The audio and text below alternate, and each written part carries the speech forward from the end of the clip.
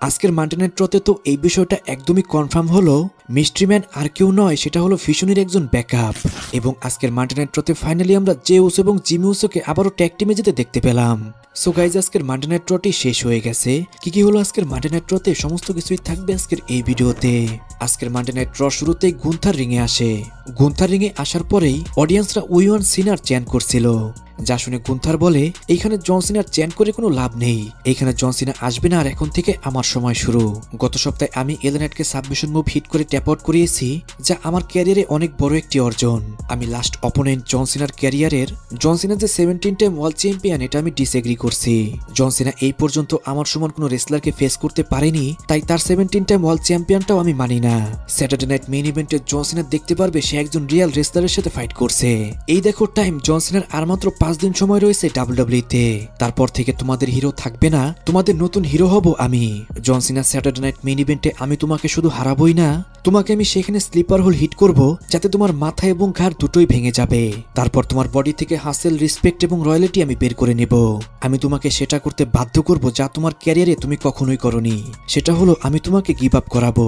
আর guys, এটা বলে কিন্তু সেখান থেকে গুন্থার চলে যায়। এই সমস্ত কথার মাধ্যমে কিন্তু অন্তত একটু হলেও জন সিনা এবং গুন্থারের ম্যাচটা হাইপ করতে পেরেছে গুন্থার। আজকে অডিয়েন্সদের মধ্যে থাকা বেশিরভাগ অডিয়েন্সই কিন্তু গুন্থারকে জন সিনার লাস্ট অপোনেন্ট বলে মানতে পারছিল না। এই জন্যই যখনই গুন্থার কথা বলছিল বেশ কিছু সময় আমরা দেখতে পাচ্ছিলাম অডিয়েন্স থেকে বুক করছিল।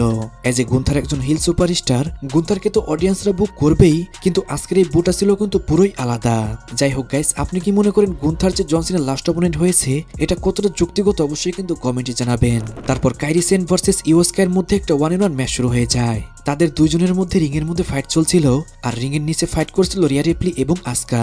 তাদের এই ঝামেলার মধ্যে একটি টাইমে ইও স্কাই তার ফিনিশার হিট করে দেয় এবং সে এই ম্যাচটার মধ্যে উইন করে যায়। তারপর ব্যাকস্টেজে আমরা ভিশনকে দেখতে পাই, সেখানে লোগান পল পল হেইম্যানকে বলে, তোমরা কি কেউ দেখেছো রে মিস্টিরিও কোথায়? কারণ সে গত সপ্তাহে আমাকে চড় মেরেছে, তাই আজকে আমি সবকিছু হিসাব ক্লিয়ার করব।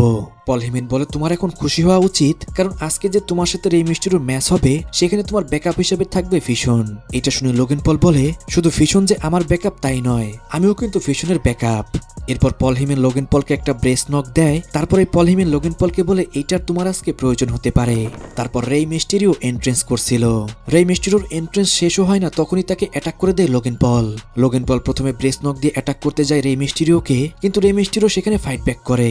রে মিস্টিরিও একটা 619 হিট করতে যায় লোগান পলকে, তখনই সেখানে সেই মিস্ট্রি পারসন আবারও চলে আসে। সেই মার্কসম্যান এসে রে মিস্টিরিওকে একটা স্টর্ম হিট করে এবং কি সেখান থেকে চলে যায়। তারপর লোগান পল একটা ব্রেস নক দিয়ে পাঞ্চ হিট করে রে মিস্টিরিওকে, তখনই সেখানে এলএ নাইটের মিউজিক হিট হয়, আর গাইস সেখানে চলে আসে এলএ নাইট। এলএ নাইটকে দেখেই সেখান থেকে লোগান পল পালিয়ে যেতে থাকে, যা দেখে এলএ নাইট বলে, লোগান পল একটু থামো, তুমি এখন যেটা করেছো এটার জন্য তোমাকে পে করতে হবে। আজকে তোমার সাথে আমার একটি ম্যাচ হবে, সেখানে তোমাকে তো ভীষণও বাঁচাতে পারবে না। আমি যেমন স্ম্যাকডাউনে থাকি আমি তেমন মানডে নাইট রতেও আসি। ভীষণ তোমরা যেখানেই যাও না কেন তোমাদের সেখানে আমি ডিস্ট্রয় করে দিব। আর গাইস, এরই মাধ্যমে কিন্তু লোগান পল এবং এলএ নাইটের মধ্যে একটা ম্যাচ কনফার্ম হয়ে গেল আজকের মানডে নাইট রতে। তারপর ওয়ার রাইডার্স ভার্সেস এজেস্টেল ড্রাগনদের মধ্যে একটা ট্যাগ টিম চ্যাম্পিয়নশিপ ম্যাচ শুরু হয়ে যায়। গাইস, রেসলিং ওয়াইজ ম্যাচটা তো মোটামুটি ভালোই ছিল। একটি টাইমে মনে হয়েছিল যে আজকে হয়তো টাইটেল চেঞ্জ হতে পারে, কিন্তু এজেস্টেলের অসাধারণ রেসলিং এর কারণে ওয়ার রাইডার্সরা সেখানে কিছুই করতে পারে না। লাস্টে এজেস্টেল তার ফিনিশার হিট করে এবং কি এই ম্যাচটার মধ্যে উইন করার মাধ্যমে তাদের টাইটেলকে তারা রিটেন করে নিল।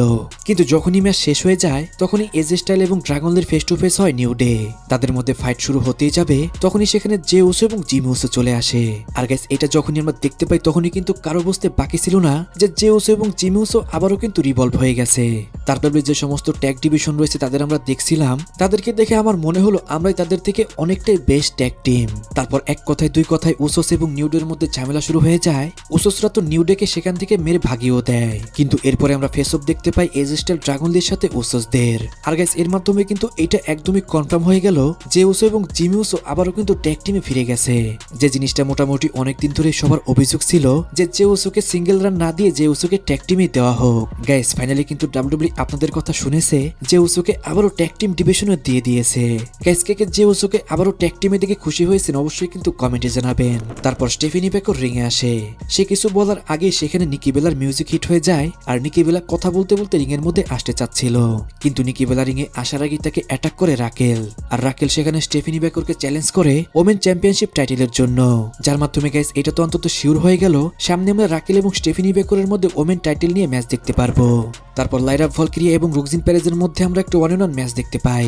ম্যাচের একটি মোমেন্টে লিভ মর্গান অনেক বেশি ইন্টারফেয়ার করছিল, যার কারণে কিন্তু এই ম্যাচের মধ্যে রুকজিন পেরেজ উইন করে যায়। তারপর এলে নাইট ভার্সেস লোগান পলের মধ্যে একটা 1-on-1 ম্যাচ শুরু হয়ে যায়। ম্যাচটি রেসলিং ওয়াইজ মোটামুটি ভালো হলেও ম্যাচের একটি টাইমে অ্যানাউন্স টেবিলের ওইখানে লোগান পলকে মারছিল এলে নাইট। ঠিক তখনই সে মিস্ট্রি মার্কসম্যান আবারও চলে আসে। সে এসে এলে নাইটকে একটা স্টপ হিট করে সেখান থেকে পালিয়ে যায়, যার পরে লোগান পল এই ম্যাচটার মধ্যে উইন করে যায়। ম্যাচ শেষ হওয়ার পরে সেখানে ভীষণ চলে আসে, যার কারণে ব্রন বেকার একটা এলে নাইটকে স্পেয়ার হিট করে আর ব্রনসন রিড একের পর এক 2বার সুনামি হিট করে এলে নাইটকে। এসব কিছুর পরে তো সবাই মনে করেছিল হয়তো এখানে আজকের মানডে নাইট ড্র শেষ হয়ে যাবে, কিন্তু গাইস সেখানে আজকের মানডে নাইট ড্র শেষ হয় না। পল হেইম্যান চলে আসে একটি মাইক নিয়ে। তারপর পল হেইম্যান বলে, ladies and gentleman, oh sorry এখানে তো কোনো লেডিস নেই, এই শহরে সবাই জেন্টলম্যান, তাই জেন্টলম্যান আমি পল হেইম্যান, আর আমার সাথে যে রয়েছে সে হলো next world heavyweight champion Bron Breakker. সে ওয়ার গেমসে সিএম পাঙ্ককে পিনফল করে হারিয়েছে এবং সে ফিউচারে কিন্তু সিএম পাঙ্ককে হারিয়ে ওয়ার্ল্ড হেভিওয়েট টাইটেল উইন করবে। এরপর আমি যার নাম নিচ্ছি সে হলো ট্রাইবল থিপ। সে মাস্টার অফ দ্য সুনামি, সেই একমাত্র পার্সন যাকে দেখে রমান রেইন্স ভয় পায়। সে রমান রেইন্সকে পিন করে হারিয়েছে এবং সে ওটিসি রমান রেইন্সের সমস্ত প্ল্যানকেই ধূলিসাৎ করে দিয়েছে। আমার সাথে আরো রয়েছে যে কিনা বিগেস্ট মেইন স্ট্রিম সেলিব্রিটি। তোমাদের এইখানে যাদের যাদের বাচ্চা রয়েছে, তোমাদের বাচ্চারাও তোমাদের কথা না শুনলেও এর কথা শুনে, আর সে হলো ম্যাভরিক লোগান পল। আমি বুঝতে পারছি না কেন তোমরা আমাদেরকে বো করছো, এই সিটির প্রবলেমটাই বা কি? আমি তোমাদেরকে একটি কথা এখনই বলে দিচ্ছি, জানুয়ারি 15 যেদিন কিনা নেটফ্লিক্সের অ্যানিভার্সিটি 1 বছরের, সেদিনই সিএম পাঙ্ককে হারিয়ে ব্রন বেকার হয়ে যাবে নতুন ওয়ার্ল্ড হেভিওয়েট চ্যাম্পিয়ন। এরপর ব্রন বেকার বলে, আমি জাস্ট একটি কথাই বলতে চাই, সিএম পাঙ্ক কোথায়? তাকে আমি ওয়ার গেমসে পিনফল করে হারিয়েছি, সে এখন কোথায়? সে 2-1 সুপারস্টারের সাথে ছবি তুলে ইনস্টাগ্রামে আপলোড দিচ্ছে এবং কি সে নিজেকে অনেক বেশি কুল মনে করছে। আসলে সে একজন ফ্রড। আমি ইচ্ছা করলে সিএম পাঙ্ককে একদমই ডিস্ট্রয় করে দিতে পারতাম এবং কি টাইটেলকে ব্যাকেট করতে পারতাম, কিন্তু আমি সেটা চাইনি। আমি এত ইজিলি সিএম পাঙ্কের কাছ থেকে টাইটেল নিতে চাইনি। আমি চাই সেই ওল্ড সিএম পাঙ্ককে, যার কিনা 435 দিনের অসাধারণ টাইটেল রেঞ্জ ছিল। আমি সেই সিএম পাঙ্ককে চাই যে সিএম পাঙ্ক কিনা রককে পর্যন্ত হারিয়ে দিয়েছিল। আমি চাই সেই 2011, 12 এবং 13 সালের সিএম পাঙ্ককে, যে কিনা সত্যিকারেরই একজন বেস্ট ইন দ্য ওয়ার্ল্ড ছিল। সিএম পাঙ্ক, আমি তোমার কাছে হাত জোর করছি, তুমি আবারও সেই আগের সিএম পাঙ্ক হয়ে আমার সাথে ম্যাচ ফাইট করতে এসো, কারণ আমি তো তোমাকে সেইখানে শুধু হারাবই না, আমি তোমাকে ডিস্ট্রয় করবো এবং কি তোমাকে আমি হসপিটালে পাঠিয়ে দিব। তোমাকে সেইখানে আমি একের পর এক স্পেয়ার হিট করব, যার পরে তুমি কখনোই রেসেল করতে পারবে না। গাইস, এইসব কথা যখনই সেখানে ব্রন বেকার বলছিল, অপর পাশে আমরা একটা স্ক্রিনের মধ্যে এলে নাইটকে দেখতে পাই। সেখানে আমরা দেখতে পারি এলে নাইট মোটামুটি আবারও ঠিক হয়ে গেছে, যা দেখে তখনই সেখানে ব্রনসন রিড এবং কি এলে নাইট দৌড়ে যায় এলে নাইটকে আবারও মারতে।